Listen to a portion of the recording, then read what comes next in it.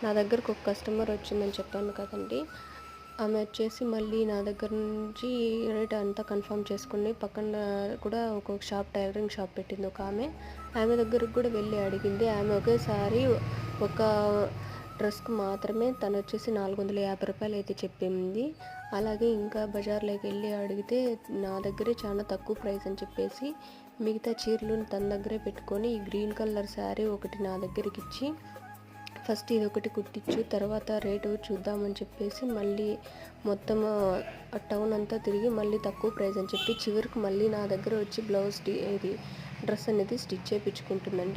Already నాకు మెజర్మెంట్కి ఇచ్చిన అది డ్రెస్ అనేది తను వాళ్ళ కూతురు వచ్చేసి 500 రూపీస్కి ఆన్లైన్లో బుక్ చేసిందండి. ఆన్లైన్లో 500 పెట్టేది ఆన్లైన్లో నాకు రూ. 250 ఇవ్వడానికి తను ఎంత బేరం ఆడుతుందో. ఎక్కడెక్కడో వేలకు వేలు ఖర్చు పెడతారు. కష్టపడే వాళ్ళకు ఒక్క రూపాయి కూడా ఎక్కువ